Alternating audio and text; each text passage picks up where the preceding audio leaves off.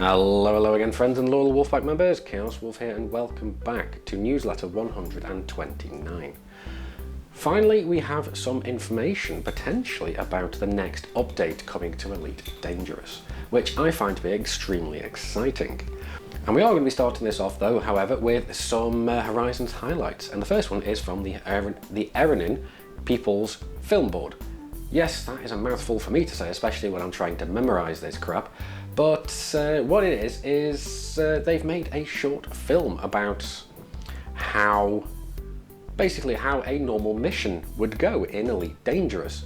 And Frontier has said that it pretty much captures the essence of Elite Dangerous down to the T. So, if you haven't gone and checked it out yet, please go and do so. I haven't looked at it yet because I've only just seen the newsletter, so I'm going to go and have a look at it as soon as I'm finished recording here. Next, Rexon 1 heard rumours of a battlecruiser arriving at Merope 2A and decided to go there in person to see if this was actually rumours were true. Turns out they were, and he got this absolutely amazing photographic evidence of the battlecruiser hovering over Merope 2A. And it seems to be keeping guard on one of the barnacles, so what could this mean for the future of Elite? Not long after, Commander Zinde found out that firing at these battlecruisers wasn't exactly the smartest idea, so yeah, don't do that people, they will shoot back. But they do seem to be at least either observing or guarding the barnacles, so we can only speculate as to what this potentially might mean in the narrative of the game. I'm rather intrigued myself, and yeah, you know what, let me know what you think down in the comments, so we can find out potentially what might be happening in the future. Next, Commander Kronig decided to keep it rather peaceful with his trip over to Messier 78, and this screenshot is actually quite nice. I really do like is that a nebula in the background, or is that one of the... I do believe it's a nebula actually. I don't think it's one of the galaxies off in the distant universe, but yeah, it really does look very, very nice. Okay, and Frontier have gone and announced a slight little change to the engineers and how we go and find the materials that we need in order to go and craft our upgrades. What has happened is if you land at a engineer's dock, what you then can go and do is go and have a look at the local news.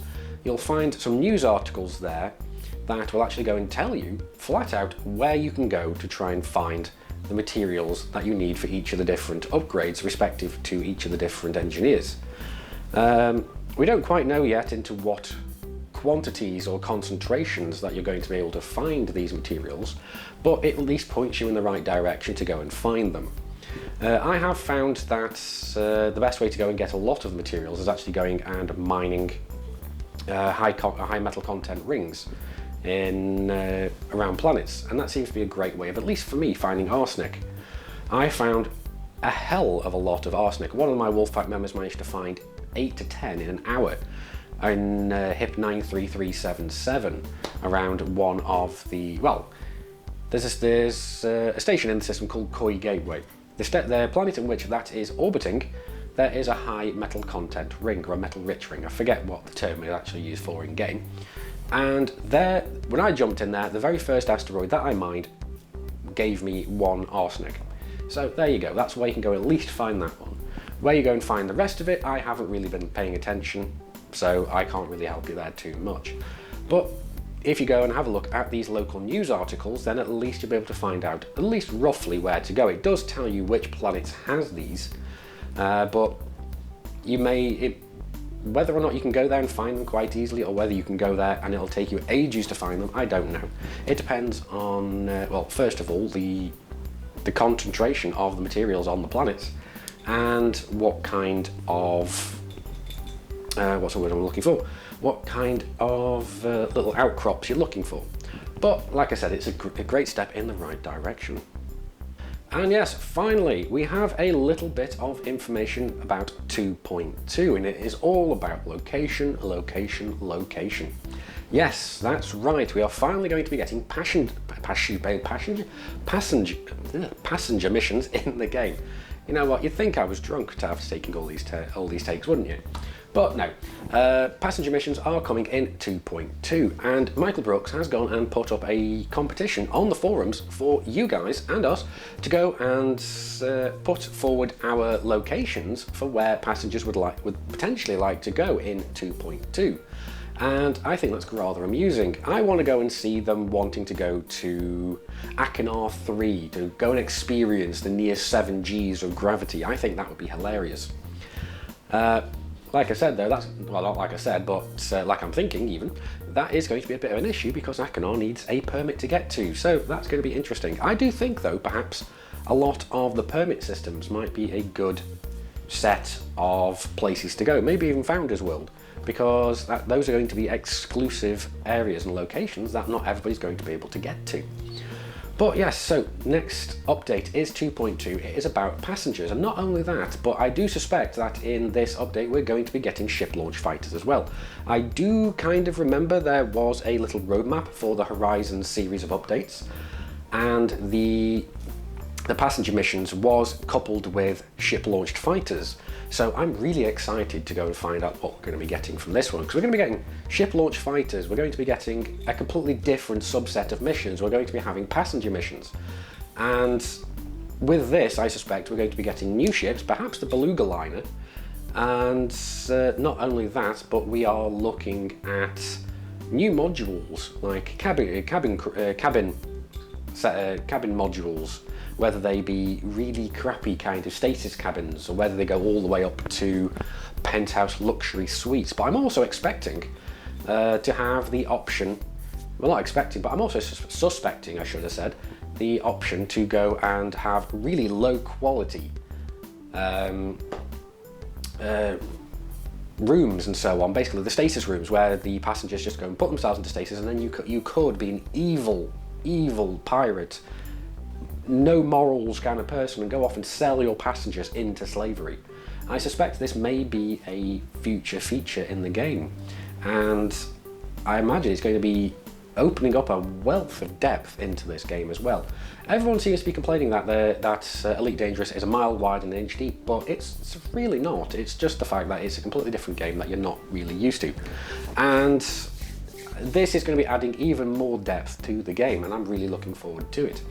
But anyway, as I said, Michael Brooks has gone and made a competition thread on the forums. If I remember, there will be a link in the video description. If not, just go check out the forums and go and post your suggestions for where people would like to go. But yes, let's move on.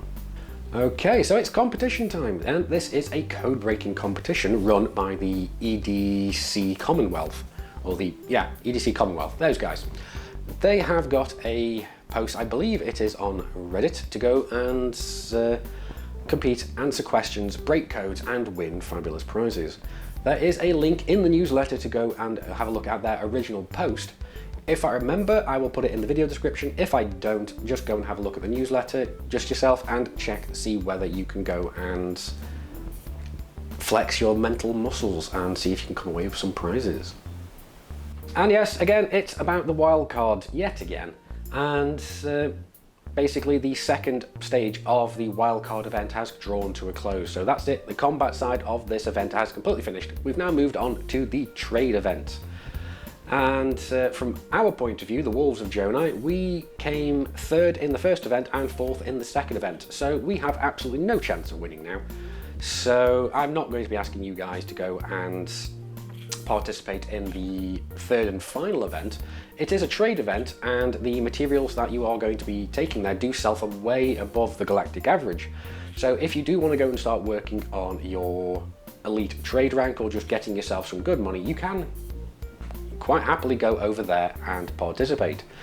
You can then go and pledge to either the Wolves or whichever of the other factions that you think really deserves to get through. But as it seems at the moment, the EG pilots are the ones that are going to be running away with this competition because they did come first in the previous two competitions. It is going to be very, very hard for anybody else to go and beat them. I suspect that they are running away with this entire competition. Whether or not that's going to continue on at the main event, I do not know. But yes, that's what's going to be happening. So you want to go and take conductive fabrics or something along those lines to the community goal system. I don't even know which other community goal system is at the moment because I haven't really paid much attention to it. So yes, you'll be able to find that either in-game or in the newsletter to go and find out what you need to go and do for that. But anyway, like I said, I'm not going to be taking part because I have so much other stuff to do. But yes, if you want to go and have a look, good luck to you, commanders, and anyway, let's move onwards. Remember a while ago when Jack Station decided to try and jump over so many thousands, like 60,000 light years to try and go to Beagle Point, and we lost communication with it? We feared that it had been destroyed, but recently we have had some messages from Jack Station, but they were sketchy and broken messages at best. We have basically found out that Jack Station did survive, but we don't know exactly where it is now. So it survived, its cyborg bartender and the rest of the crew are alive, but we just do not know where it is. So a galaxy-wide manhunt has been organised, and they're going to go and have a look for the station. So if you are out searching the black, do go and keep your eyes peeled for a floating station, just randomly in the middle of nowhere. If so, let the rest of the community know so we can go and find out what the hell happened. But anyway guys, that's about enough for this newsletter video. I do hope you've enjoyed it and come away slightly more enlightened about what the hell is happening in the Elite universe. If so, please do hit that like button, it really does help my channel out. And if you haven't already, please do hit this sexy subscribe button. Wait, where is it? You know what, I forgot to do this last episode as well, it just didn't show up. Let's try that again. Sexy subscribe button. Ah, there it is. Thank you muchly. If you haven't already, please do give it a little bit of stroke, it really likes that. And yeah. But anyway guys, I've been Commander Chaos Wolf, you guys have been epic. I will see you soon. And until then, my loyal minions, keep flying and stay shiny.